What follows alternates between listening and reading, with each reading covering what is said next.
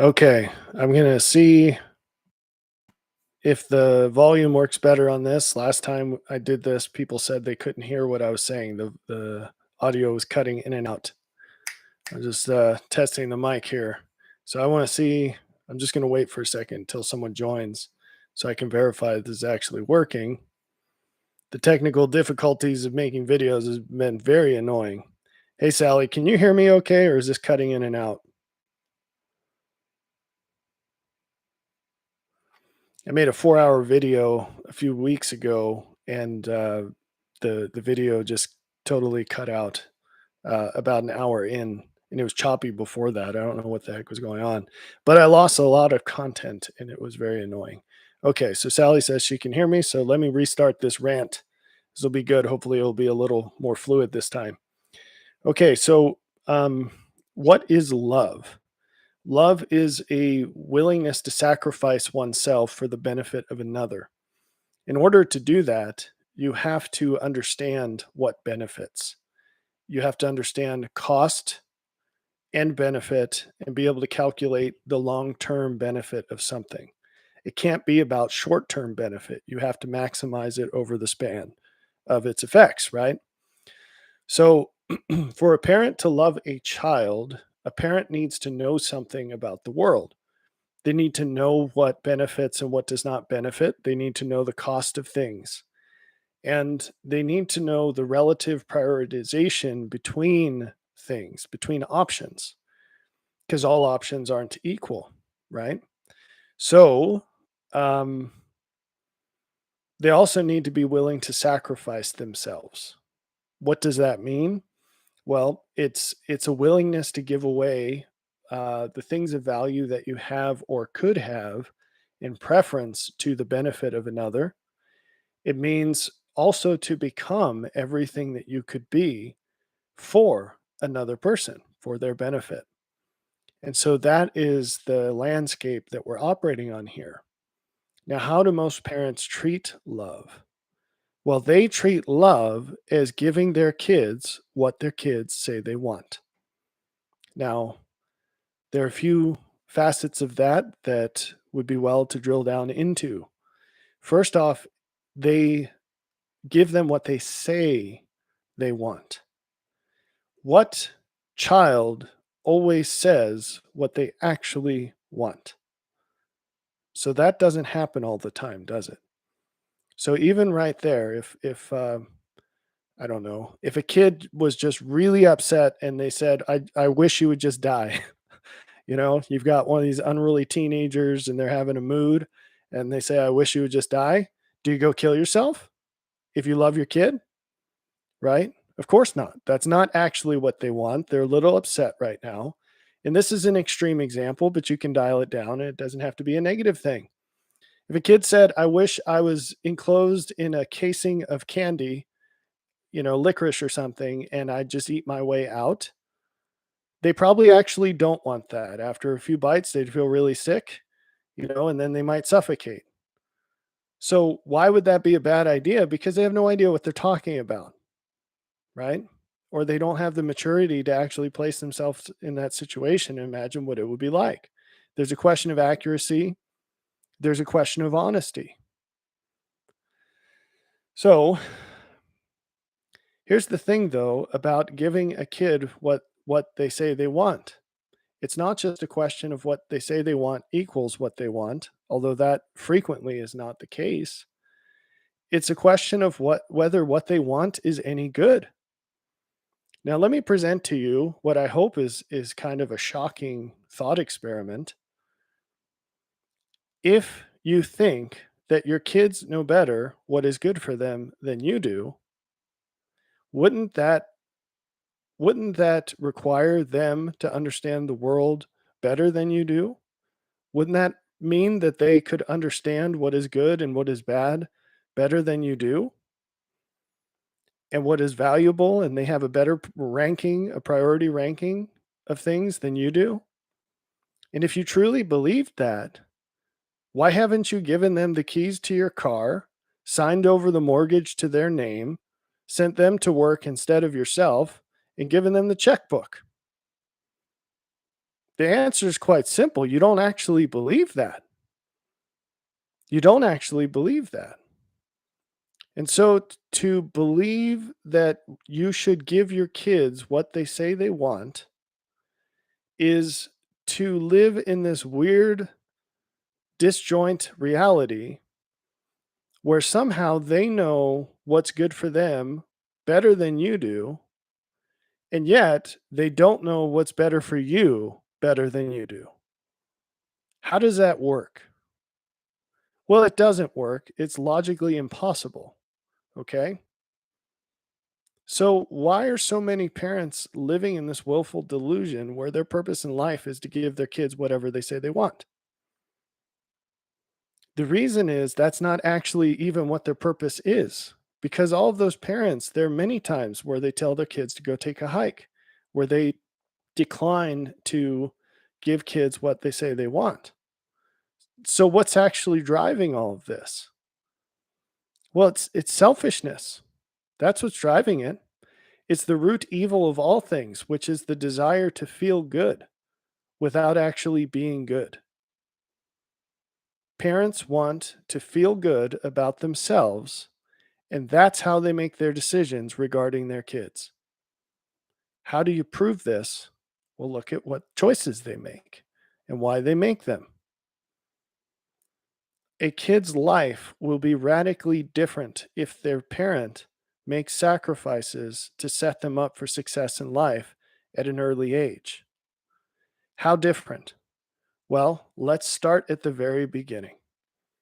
What is the difference between a parent, well, a group of parents, a set of parents, a father and a mother who create an environment, who live a life so that they are healthy and ready to have children when they do?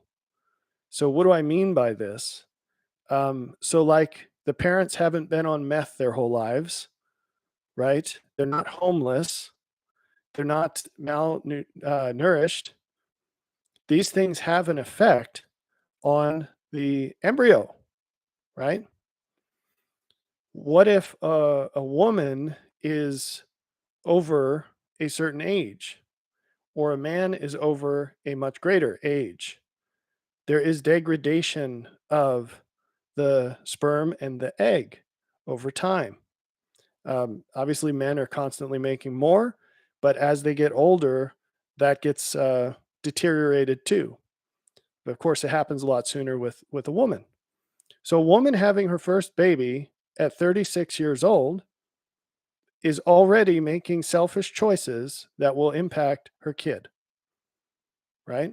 And I'm not talking about just the biological side of that, but once the kid is born, she's going to have way less energy for that kid, and she will have trained herself to be very self-focused through a lifetime of adulthood of being on her own, or at least without a child. And now all of a sudden she's in this environment where what's best for the kid requires her absolute total commitment 24/7. Good luck with that. Okay? Doesn't turn out well. So, what if a lady gets pregnant and she's not married? Well, you can look at the statistics. It's not going to go well for the kid. So these choices, they start before a child is even born. But what about once the kid is born? Well, there are all kinds of choices that are going to make a difference. What happens in the hours after birth and the days after birth can make lifelong differences.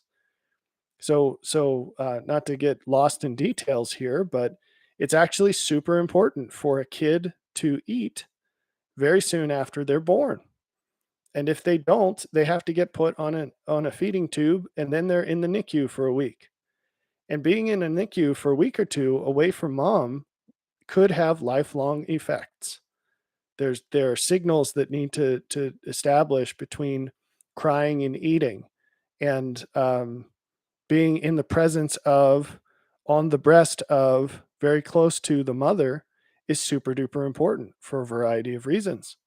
And these are obvious things. They're not. This isn't rocket science or some mystery. right? So my point is, like, right after the birth, these things start mattering. And I already made a case for before birth. So what about as the kid gets older? Now we could just go through this and present this dichotomy of choices that hardly anyone thinks about. And why do they not think about it? Well, because those of us who have been through it don't love them, and we don't teach them these things. We know, or we should know, or the brighter ones among us know, but we're not communicating these things to other people that we say we love. So let's fast forward.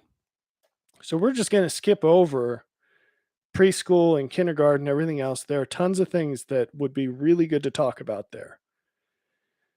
But once kids get to an age where they can start working, which is a very young age, and it's an age younger than the law permits, historically, they would start working as soon as they could physically, right? And they'd start in the home with mom doing the stuff that mom does, and then they'd go out into the fields with dad as soon as they could do the stuff that dad did. If they were boys, and if they were girls, maybe they did both, or maybe they stayed with mom. It just would depend.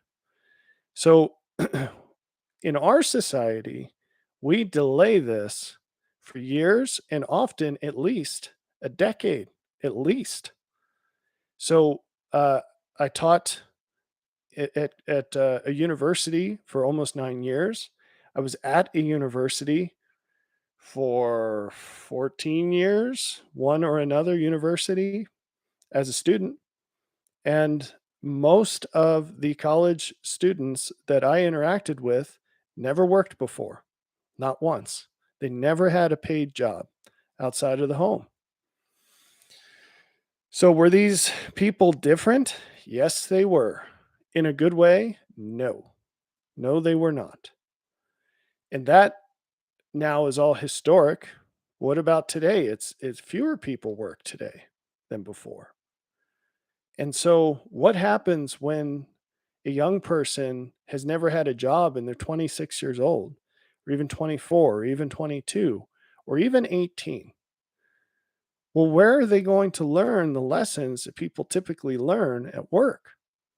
They'd have to be ridiculously exceptional to pick those things up through osmosis or observation or something, right?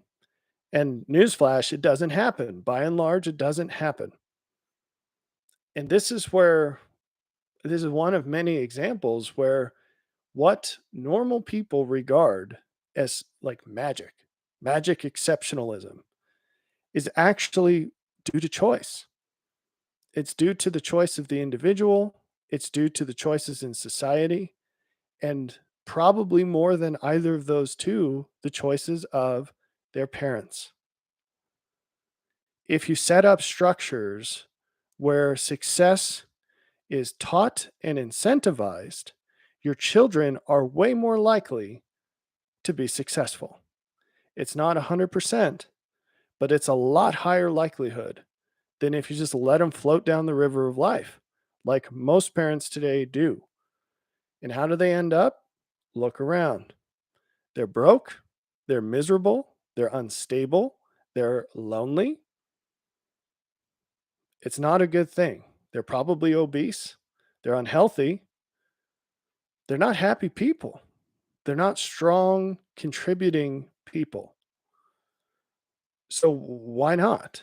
Well, because their parents stopped doing all the things that parents have always done to set kids up for success against a backdrop of challenges greater than our parents faced.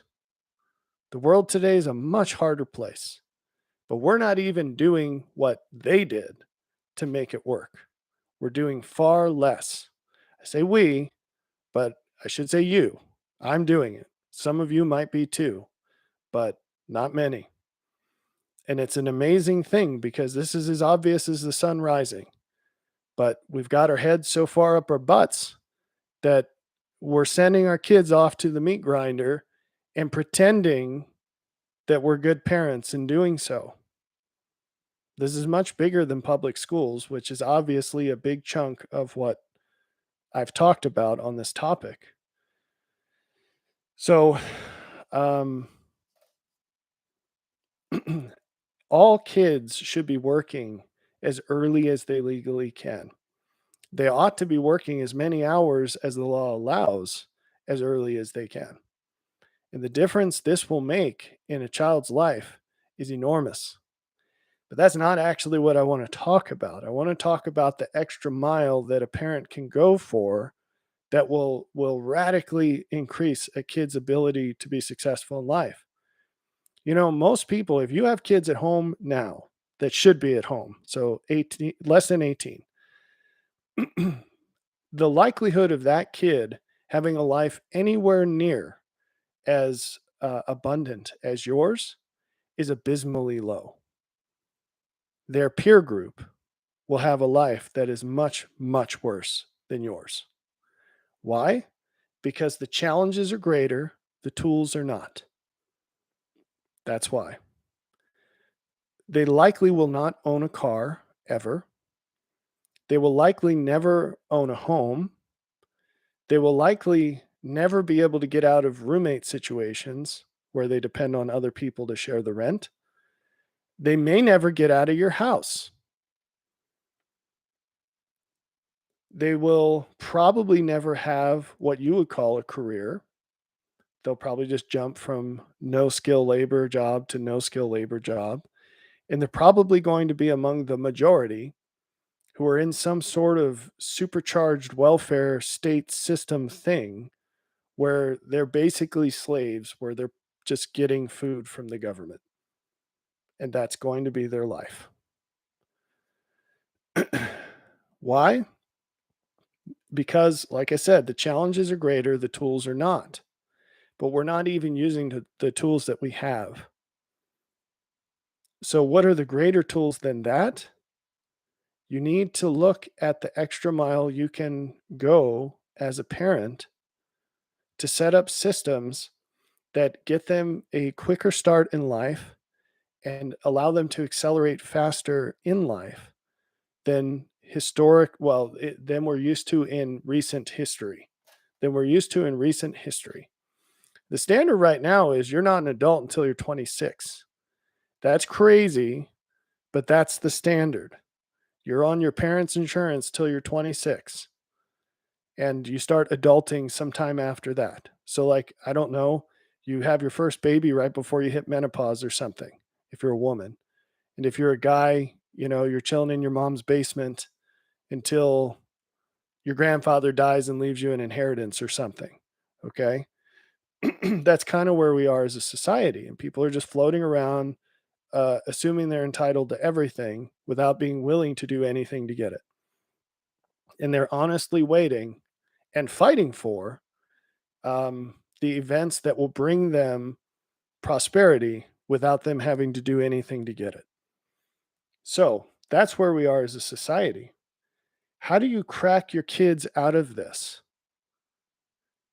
Well, the first thing you do is recognize reality.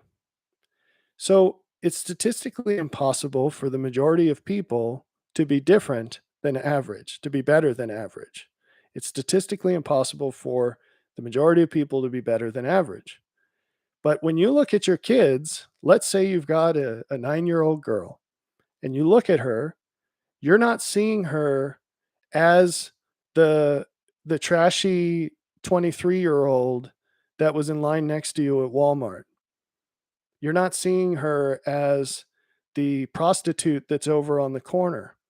You're not seeing her as the girl on OnlyFans that Fox News is running yet another article about, right? If you have a young boy who's 9, you're not looking at him and seeing someone who's going to be a complete loser, who's 350 pounds, sitting in your basement, smelling terrible, and does nothing with his life. And he's 33, and he's more interested in the latest video game than anything else. He's never had a girlfriend. You know, you're not seeing that. But why not? What is your answer to the question as to why it's going to be different for your kids?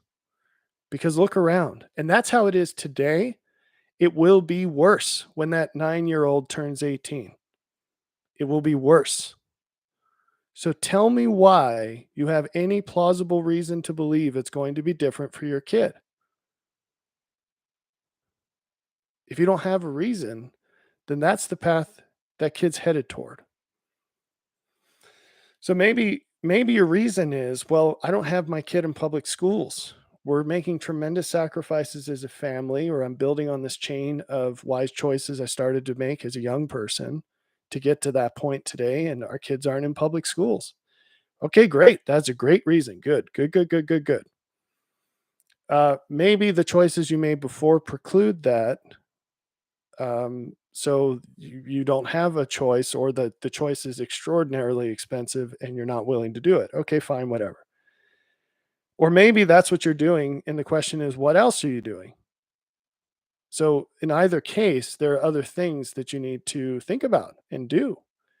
One is, that could be, well, I taught my kid from day one that when they turned 18, they were going to be on their own. They were either going to be paying rent in my house, market rent, renting a place, or homeless. Those were their three options. And they believed me because I'm not the kind of person that messes around. And so they sorted themselves out so that by the time they turned 18, they could go move out and be on their own, or 18 or graduate high school, whatever comes later. So, um, okay, cool. That's great. Maybe you made it clear to them that at the earliest age where they can legally work, they would be doing so. Well, great. And you could go on and on. We could go the extra mile. So the legal requirement, that's all normal stuff that every parent should be doing. But the legal requirements for working are different when the kid's working for you. So do you own your own business, or could you? So you can start up an LLC even if you have a full-time job, and just do something where you could employ your kids. Or you could do some kind of just neighborhood hustle, right? Start up a lawn mowing business or whatever, whatever, whatever, so that your kid has an opportunity to work and earn money. You can drive your kid around the neighborhood and knock on the kid can knock on the doors and ask if they can mow lawns for money, right? Whatever the thing might be, whatever it might be. Kids can babysit for money. There are things that kids can do to have a job at an early age, at least by the time they can legally work, right? So if those things aren't on the list, if you don't promote your kids reading books rather than playing video games, or lifting weights rather than um, playing video games, if you don't promote getting outside and playing rather than scrolling on the phone, let's talk about that. If your kid is in a place where they cannot afford a phone and a plan, and you have given them a phone and or a plan, I'm not sure what you think you're doing, but I assure you it's way worse than what you think you're doing.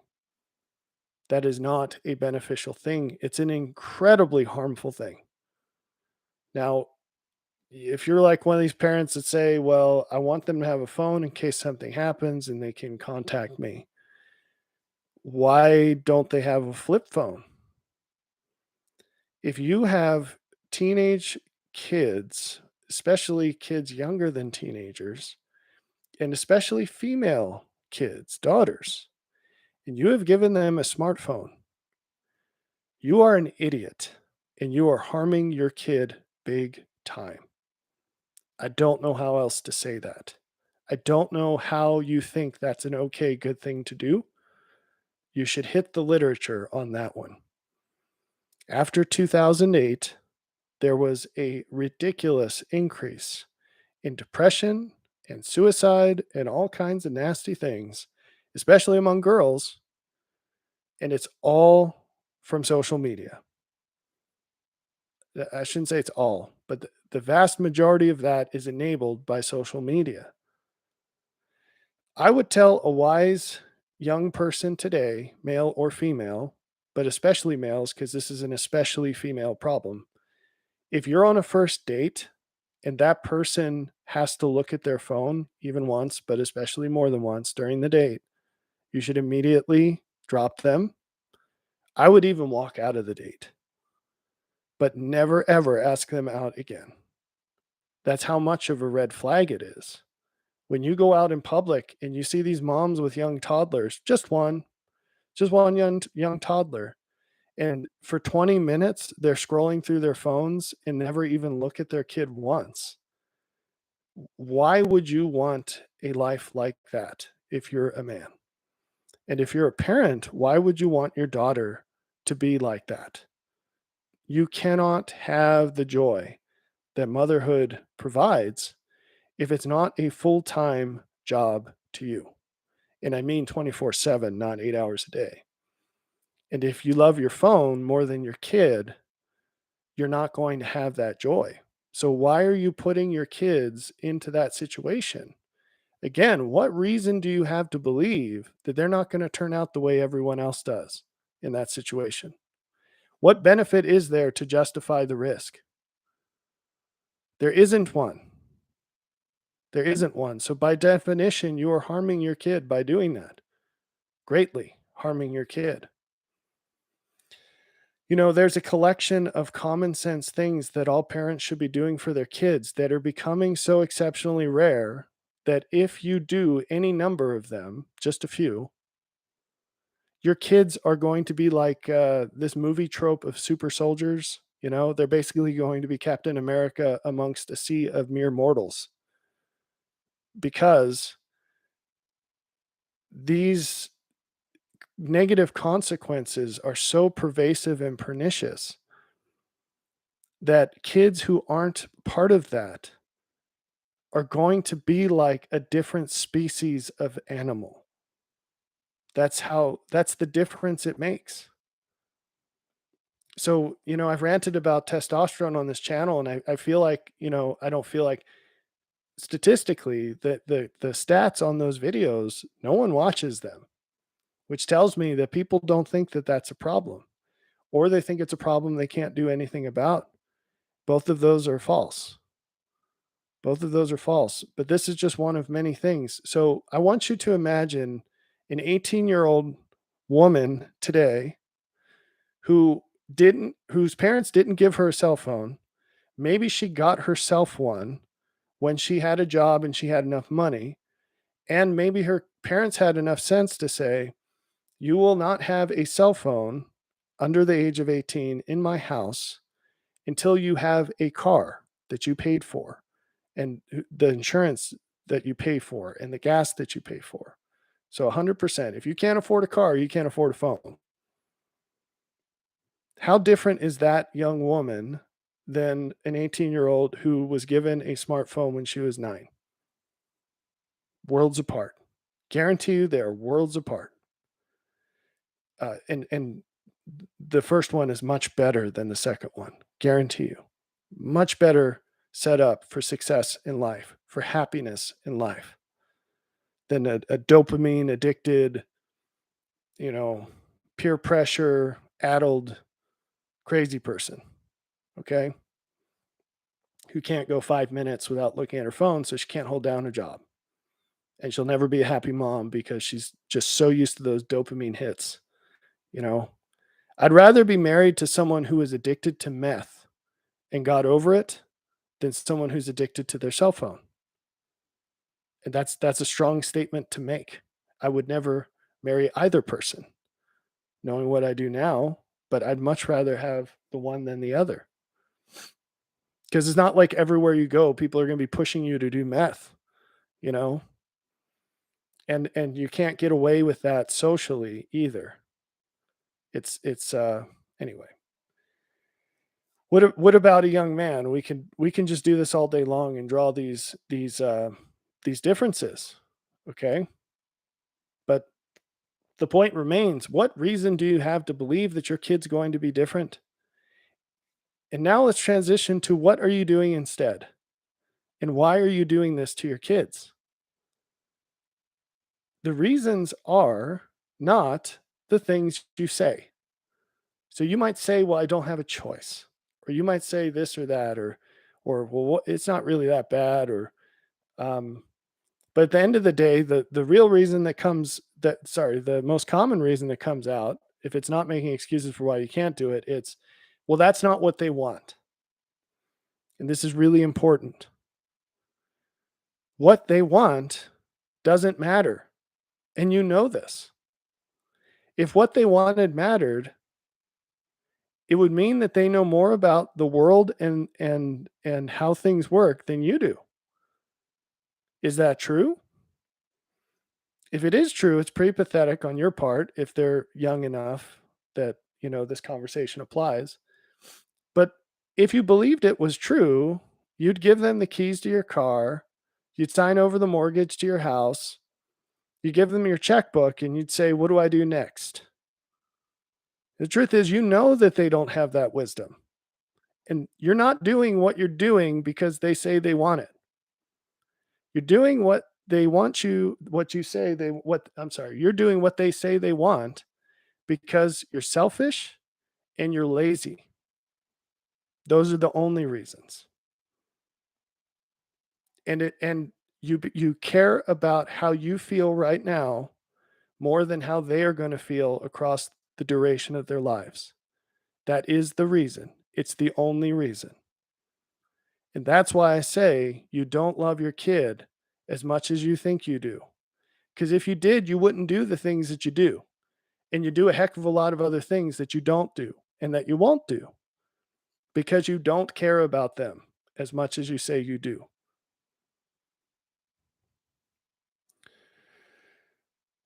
This is a hard pill for people to swallow, but I'm telling you, it's the way it is. The good news is, no matter how far along you are in this, maybe your kids are outside the house, they're older now and whatever, they've moved out of your basement. If you're still kicking, you can do something about it. And I know a couple of people who I guess I don't know them terribly well. Their kids don't want to talk to them. It doesn't matter. There's still more you can do. If you've got knees and you've got a brain, you can pray. There's always something you can do. But most of you are in a place where you can do a heck of a lot more than that. Now, God can do for us much more than we can do for ourselves. But one of the many gates to opening that blessing is to do everything that you can do yourself. So, what are the things that you can do to make these changes? You have to help your kids architect a life of abundance. And I'm not talking about worldly prosperity here, although there are many overlaps. It's not a completely overlapping pair of sets. You need to teach your kids the value of hard work and that life isn't about short term pleasure. You need to help them understand that the things that they're into right this second are not going to be the things they wish had done 10 years from now or 20 years from now. The quality of a person's life is most apparent to them after they turn 40. It takes that long for the value of their choices to manifest, and sometimes it's even longer than that.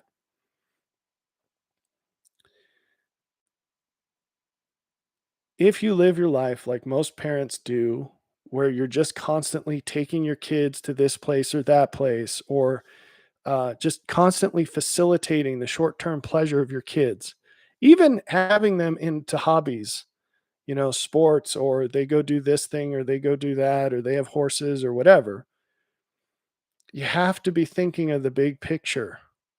You have to help them design a life that's oriented towards a transcendental purpose, a higher purpose.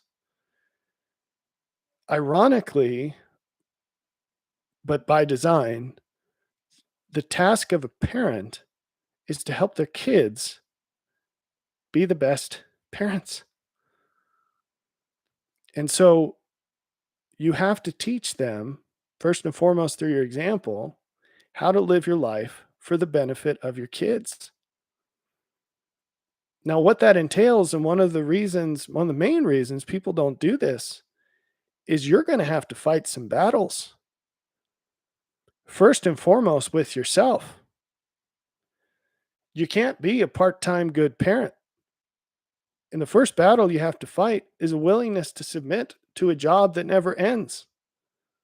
Now, most parents will like dismissively, superficially talk about how parenting is a job that never ends. But how many parents live that way? Instead, what you see is parents that have all these escapes. It's like when you're playing tag as a little kid and there's the safe spot, the home base or whatever it's called, where no one can get you. For a lot of parents, it's their phone. And they'll sit there on their phone, and that's like the old-timey 1960s dad with the newspaper. No one bothers dad when he's got his newspaper in his pipe. That's the trope from the bygone era. Well, the modern thing is a parent who's just sitting there scrolling on their phone. And the kid could literally chop the dog's head off, and the parent would not care, just off in another world. Well, you may as well take up heroin, right? And just zone out on that instead. And there are many other things that parents do to get zone out time. This might be why so many parents have their kids in after school sports and hobbies and stuff, because someone else is dealing with them. It's certainly 100% why most parents have their kids in public schools. They become someone else's problem for 6 plus hours a day. That's not right. If a kid goes outside of your purview, it ought to be because they're going into a place or a situation that's better than what you could give them.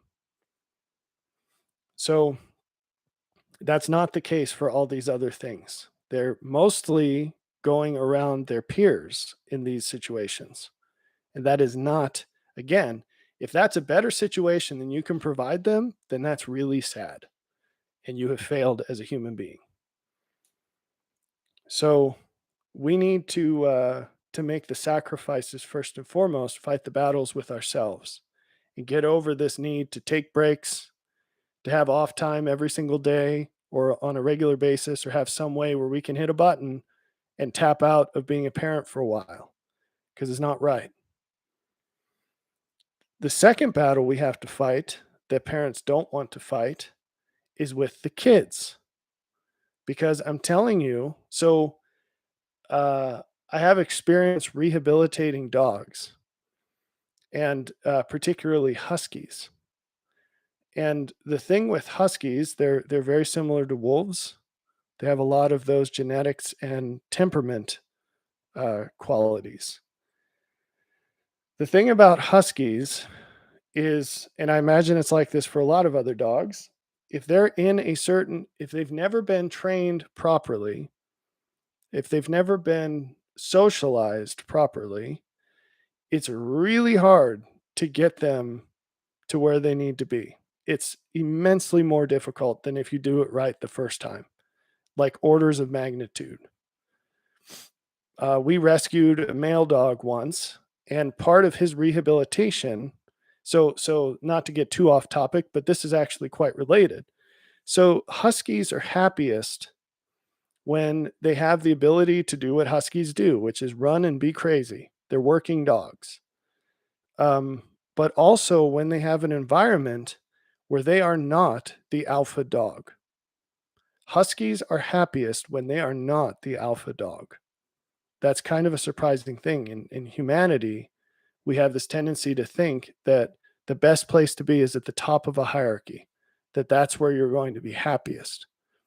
That's actually not true. Jesus taught this. He who's greatest will be the least. The hierarchy of greatness in God's kingdom is a hierarchy of service. It's a willingness to suffer for the benefit of others. Okay. And most people don't want to do that at all, let alone more than anyone else. In Husky world, the alpha dog is responsible for everything. The well being of the entire pack rests on the shoulders of the alpha. At any moment, they might have to fight off a predator bigger than them or another dog. There's never rest. You're always on and you have to perform all the time. You're constantly monitoring the pack and keeping people in line if they do things that would be to the detriment of the pack. And I'm not trying to impute, some sort of wisdom or intelligence to dogs that they don't have, but roughly speaking, this is how it goes. When someone's out of line, you bite them, you make sure everyone knows you're in charge, and that works out the best when bad things happen. And when bad things happen, you're the one that has to deal with it. So when a dog does not have a human who obviously has that role, it will feel the need, it will feel insecure, and it will be unstable, and it will feel the need to become that alpha dog. And so it starts biting people and peeing on things and tearing things up, and it's just wild. So when you rehab a dog, you have to help it understand that it's safe and someone else is worried about all of that, and they can just relax and have fun and run around and be crazy like huskies most enjoy. So when you have a kid that has not had a parent who gives them this walled garden where they say, look, the world's an absolutely atrociously terrible place. You're safe here because I'm one tough son of a gun and nothing's going to come through that door to hurt you because I'll die before that happens. And I'll probably take a bunch of them out too. If a parent doesn't have that, or a child doesn't have that in a father, and doesn't have in a mother someone who's, the father's primarily directed out, their attention is outside the wall. The mother's attention's inside the wall. And she says, I'm going to make everything here as good as I know it can be.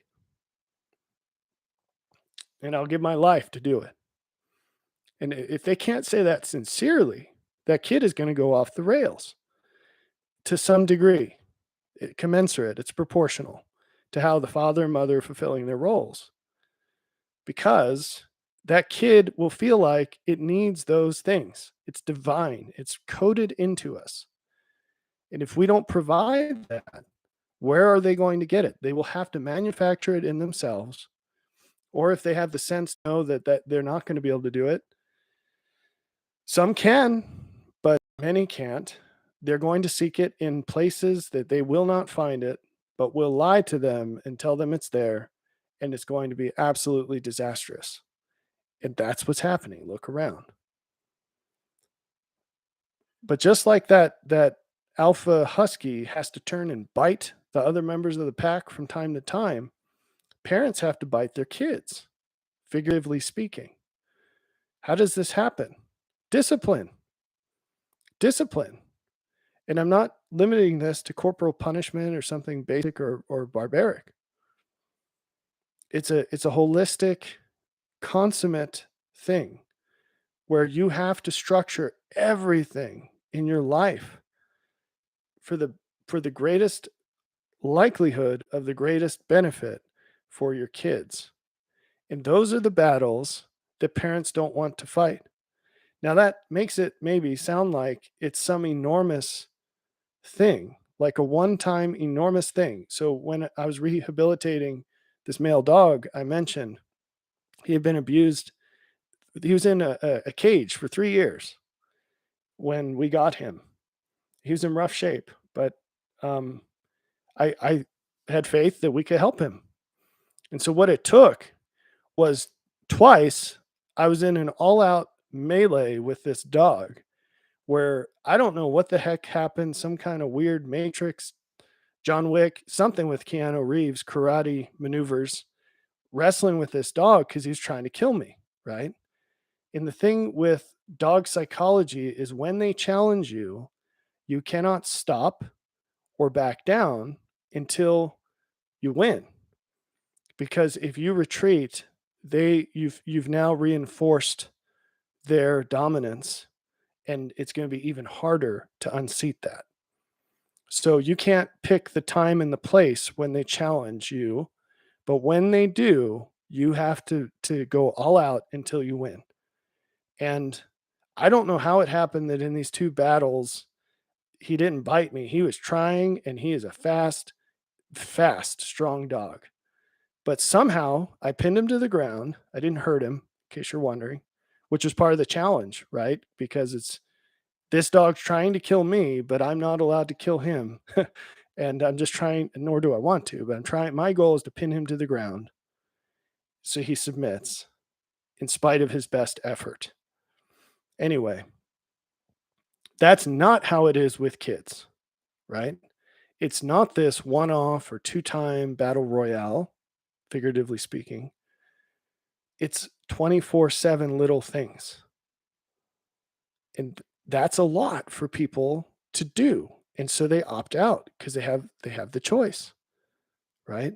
And what I'm saying is you're choosing the lesser path and it's the whole thing's going to blow up in your face, guaranteed. The end of that road is a place neither of you want to be. But it's a day by day, moment by moment choice. So you shouldn't be overwhelmed by the intensity required because it's not a one time thing. But it's fair to be overwhelmed by the duration, but you just need to get over it. If you love your kid, you'll make it work. You'll become the person you need to be to make it work because their benefit is more important than your comfort. And you really, really, really, really have to believe that. And you can't fake it. It's not going to work otherwise. So, when you talk to someone about their kid working, they'll say, but my kid doesn't want to work. Who freaking cares what your kid wants to do? If you've raised them in a household where they have the choice, it's going to be real painful to revoke that choice. But you got to do it. It's like teaching a kid to eat vegetables. You can't like strap the kid to a chair and shove him down the throat.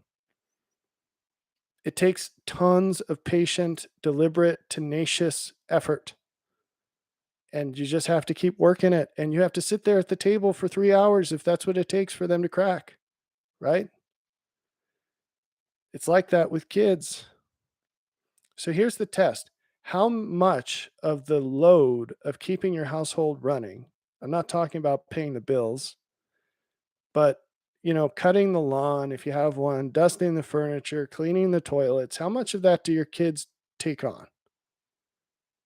Because as a parent, your primary responsibility ought to be training them to do that well, not doing those things yourself. Now, saying that, someone might get defensive and say, well, that's lazy. The parents shouldn't be offloading all that to their kids. It's way harder to offload it than it is to do it yourself. And you know that, and that's the real reason you do it yourself. So don't pull that on me because we both know you're lying. It's way, way harder to train them to do it well and watch them and have that diligence to keep checking on them and to not lose your mind and to not give up than it is to just do it yourself. You should always have a kid with you when you're doing anything around the house. And as much as you can, you should delegate to them those tasks as they become able to do it. And newsflash, they can do it at a way younger age than you think. So if you, when in doubt, try it out and you can pull it back if it's too soon, but odds are they can handle it. It just requires a lot of your time, a lot more time than it would take for you to do it yourself. But the beauty is it will have a payoff, and those payoffs happen a lot sooner than you think. Um, as an example, there are many things in my house as my kids get older that have this residual payoff because we invested the time to train them up to be able to do it. I told you how I'm painting my house right now on another video. The exterior of our house, we're painting it. It would have cost a fortune to get someone else to do it, and but it would have been easier to just cut the check. But I thought, if we save that money, we can buy two experiences. One is probably maybe three experiences. I think roughly it's gonna be enough money for two annual vacations, nice ones, right? Like a week long.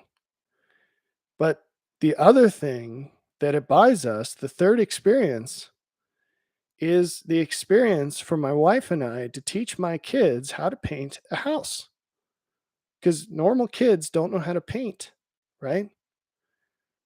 And so what we did is we stretched this out over 3 years. How's that for a time commitment? So 3 summers.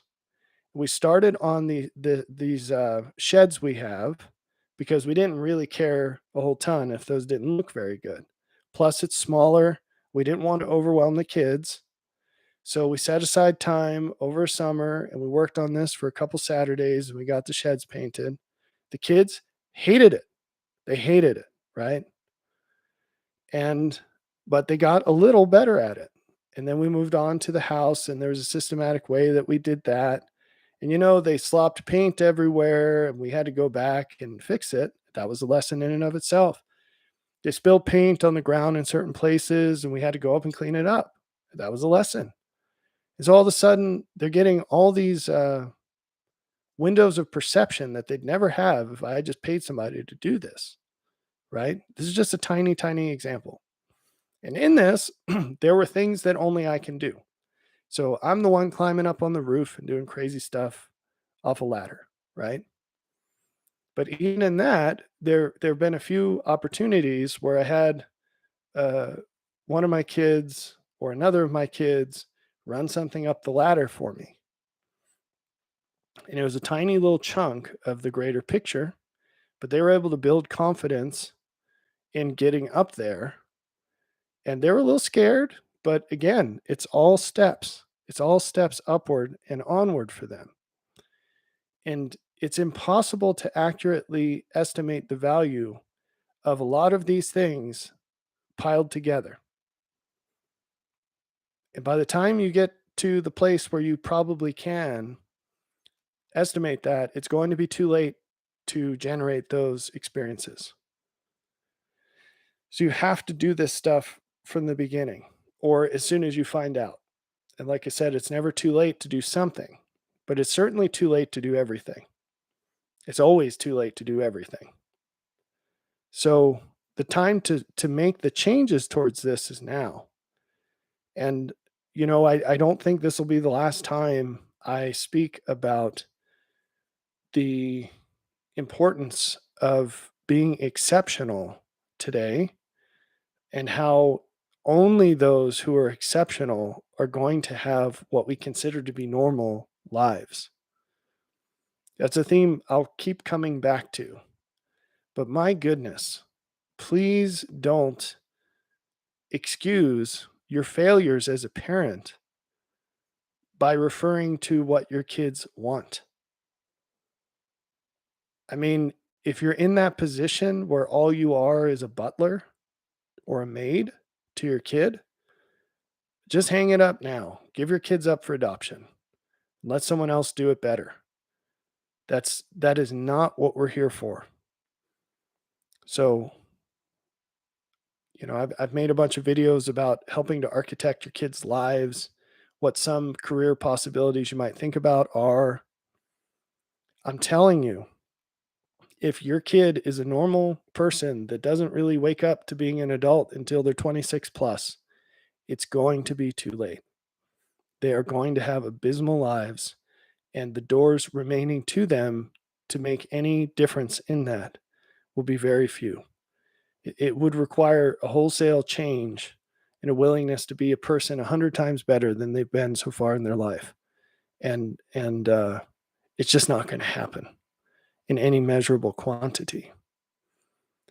Think about where you want your kid to be as an adult and when they become a parent. And think about what reasons you have to believe they're ever going to get there. And if you don't have suitable reasons, go find some.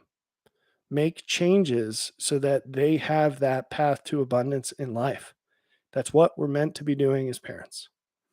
So I hope that that's useful. I hope this has been worth watching. And most of all, I hope you have some ideas of things that you can change today on a longer term basis. Uh, as I'm wrapping up, the thought occurred to me in our discussion about battles. I did not address battles between spouses. That has to happen. I think more often than not, the reason you're not the parent that you know you could be is because you're afraid of confronting your spouse. And that's you don't want to be uncomfortable and have that uncomfortable situation where you have to say, no, this is the way it's got to be. And here are my reasons. Now, I don't want to start parsing through gender roles and all this and that, whatever here, but have the difficult conversations with your spouses. Not edicts, but conversations, and bring these things up and go through all the turmoil that generates, because that's what it takes to do everything that you can do. If you haven't tried to push on that, it's still your fault. Until you're doing everything you can, you're not doing everything you can, and it's your fault. So have the battles with yourself, have the battles with your kids, have the battles with your spouse so that you can get all the information hashed out and figure out what you can do to move to a better place. All right, take care. I'm going to end this.